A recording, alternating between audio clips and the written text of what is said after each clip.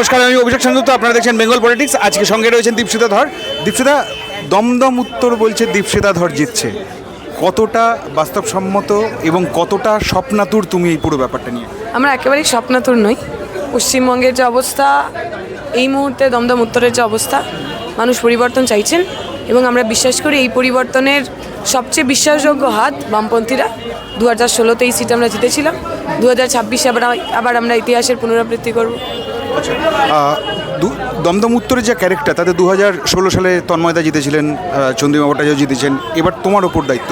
তুমি কতটা মানে গ্রাউন্ড রিয়েলিটি তোমায় কী বলছে? এখানকার রাস্তাঘাটের যে অবস্থা, একটুখানি বৃষ্টি হলে লোকের বাড়িতে জল ঢুকে যায়, খালগুলো সংস্কার করা হয় না, নর্দমাগুলো পরিষ্কার করা হয় না, এগুলো তো বেসিক অ্যামিনিটিস। এবং এখানকার যিনি এমএলএ, তিনি তো শুধু যে কোনো র্যান্ডাম এমএলএ নন, তিনি রাজ্যের মন্ত্রীও বটে।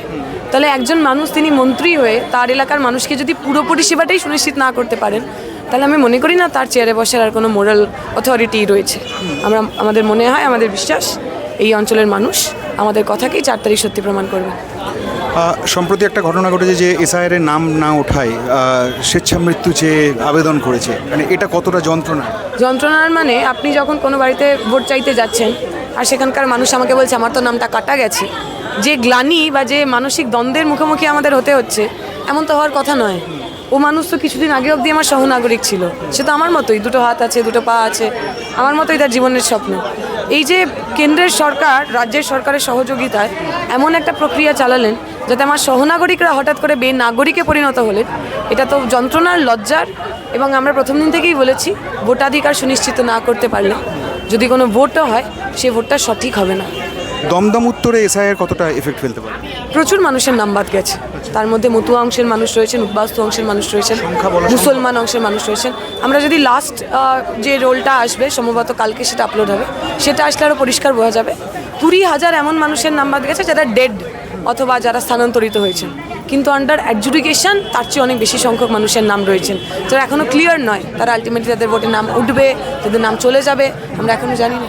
তুমি বিধায়িকা হওয়ার পর এদের এই যে অ্যাডজুডিকেশন যাদের নাম বাদ গেল, তাদের জন্য তুমি কীভাবে? আমরা এখনই তাদের যা লিগাল হেল্প প্রয়োজন, আমাদের যা লিগাল সেল তাদের সেই সাহায্য করছে। আমাদের পার্টি অফিসগুলোতে এখনও বিভিন্ন মানুষ তারা আসছেন, ফর্ম ফিল আপ করছেন, এবং যেরকম সাহায্য সহযোগিতা সরকারে না থাকা একটা দল করতে পারে, আমরা সবটাই করছি। সরকারে থাকলে আমরা এখন যা করছি তার 10 গুণ করবো। তোমার কাছে নির্বাচন নতুন নয়, তুমি এর আগেও 2বার নির্বাচনে দাঁড়িয়েছো, একবার বিধানসভা, একবার লোকসভা, এবার আবার বিধানসভা। তো ফলে এই নির্বাচনটা তোমার কাছে কোথাও কি অন্য দুটি নির্বাচনের থেকে অনেক বেশি চ্যালেঞ্জিং? অথবা আমার মনে হয় না, কারণ আমার মনে হয় আমরা তো আলটিমেটলি ব্যক্তির পিছনে বা ব্যক্তির বিরুদ্ধে লড়ছি না, আমরা একটা রাজনৈতিক প্রকল্পের বিরুদ্ধে লড়ছি। এবং যদি আমরা 2021-এর পর থেকে ইলেকশনগুলো দেখি, তাহলে আমরা দেখব প্রতি ইলেকশনেই আমাদের ভোট বেড়েছে এবং বিজেপির ভোট ক্রমহ্রাসমান। ফলে যে মানুষ খানিকটা তৃণমূলকে হারাতে চেয়ে বিজেপির দিকে গেছিলেন, সেই মানুষ ফিরে আসছেন। তৃণমূলের পক্ষে সংখ্যালঘু মানুষ যারা খানিকটা ভয়ে, খানিকটা লেসার ইভিল ভেবে যাচ্ছিলেন, সেই মানুষ মুখ ফেরানো শুরু করছেন। আমাদের মনে হচ্ছে এটা আসলে তৃণমূল বিজেপির শেষের শুরুর ইলেকশন। ভাতা বনাম তোমার এই যে ধর্মের যে রাজনীতি, মানে এটা কি বাংলার সংস্কৃতিকে আরও খারাপ করে দিচ্ছে? আমাদের ভাতা নিয়ে কোনো অসুবিধা নেই, ভাতা তো আমরা দেওয়া শুরু করেছিলাম, কিন্তু আসলে ভাতাটা পার্মানেন্ট সলিউশন হতে পারে না। ভাতা মাল্টিভিটামিন্সের মতো, ভাত ডাল খাওয়ার পর কোনো কিছু ডেফিসিয়েন্সি থাকলে মাল্টিভিটামিন্স খাওয়া যায়।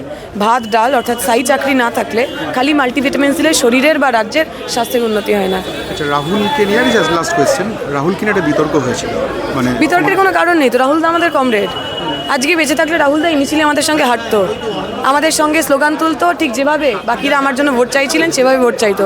2021 সাল থেকে, আমার প্রথম নির্বাচন থেকে, আমার প্রত্যেকটা মিছিলে রাহুল অরুণোদয় ব্যানার্জি হেঁটেছেন। তার সঙ্গে আমার যে ব্যক্তিগত সম্পর্ক, সেই সম্পর্কের খতিয়ান, সেই সম্পর্কের জাস্টিফিকেশন আমি কাউকে দেবো না। আমাদের কমরেডদের মৃত্যুর পর তাদের যেভাবে সম্মান জানানো হয়, কমরেড মৃণাল চক্রবর্তী ইজলের সেক্রেটারি ছিলেন, তার মৃত্যুর পরেও তার মিছিলেও স্লোগান দেওয়া হয়েছে, তার মিছিলেও গান গাওয়া হয়েছে, রাহুলদার ক্ষেত্রেও তাই করা হয়েছে। এবং যারা রাহুলদা বেঁচে থাকতে যে লোকগুলো তার জীবন বিভিন্নভাবে ডিফিকাল্ট করার চেষ্টা করেছিলেন, তার মৃত্যুর পর তারাই সাদা জামা কাপড় পরে তার মিছিলের আগে আগে হাঁটার চেষ্টা করছিলেন। আমাদের বডি ল্যাঙ্গুয়েজে অ্যাগ্রেশন দেখতে পেয়েছেন, সেটা শুধু দুঃখের যন্ত্রণার নয়, সেটা ওই লোকগুলোর প্রতি ঘৃণারও।